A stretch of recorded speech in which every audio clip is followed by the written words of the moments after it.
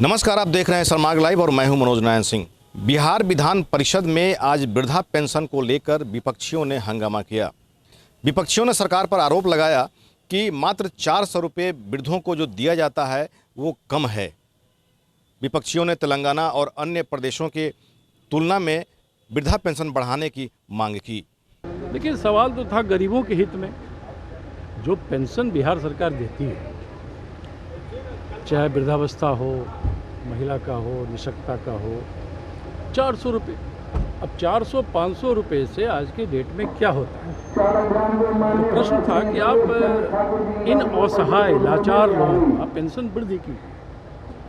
अब उस पर वो देखते हैं कि नहीं, आंध्रा और तेलंगाना विकसित राज्य है, उस तुलना में हम नहीं दे सकते। 24 राज्य ऐसे हैं जो बिहार से ज़्यादा पेंशन दे रही है वृद्धों को, महिलाओं को।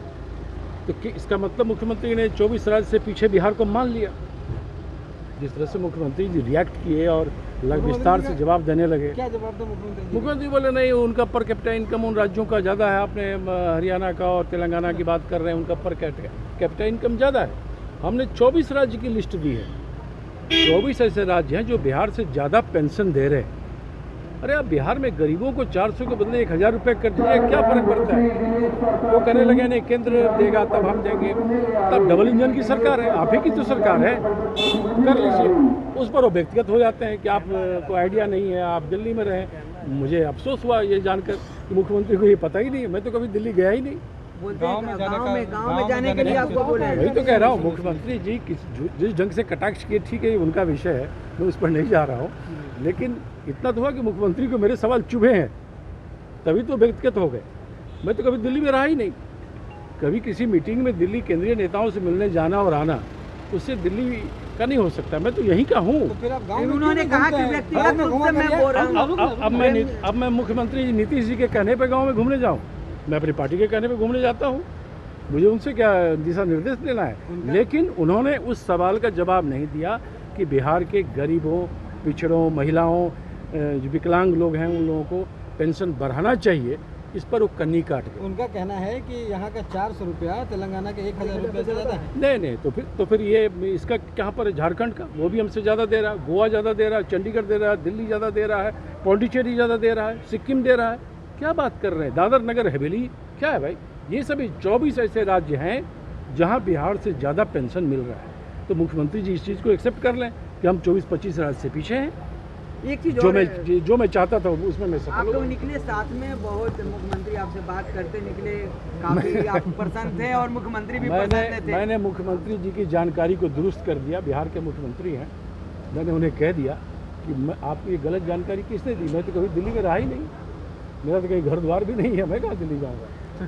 हाँ, मैं मीटिंग में जाता हूँ। उसको अंदर मैंने मजाक किया, इशारा कहीं और मजाक नहीं किया, इशारा कहीं और था। ठीक है, अब जो था अब जो, लेकिन मेरे प्रश्न का उत्तर उन्होंने नहीं दिया। गरीबों को पेंशन पर मुख्यमंत्री कन्नी काट गए और 24 राज्य के पीछे बिहार है, उसको उन्होंने एक्सेप्ट कर। विपक्ष के इस मांग को सरकार ने खारिज कर दिया। हालांकि नीतीश कुमार ने बिहार विधान परिषद में इसका जवाब दिया। आइए सुनते हैं नीरज कुमार ने क्या कुछ कहा। माननीय मुख्यमंत्री नीतीश कुमार जी ने ज्ञानवर्धन करवाया।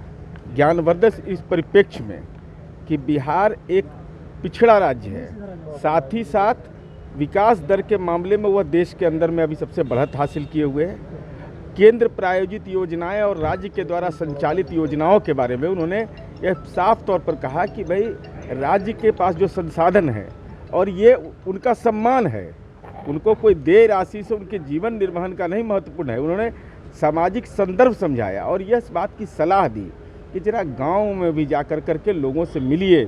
दिल्ली पटना का तो परिक्रमा होता रहेगा पार्टी का, लेकिन महत्वपूर्ण पक्ष है कि गांव के लोगों से जब मिलिएगा तो फीडबैक मिलेगा।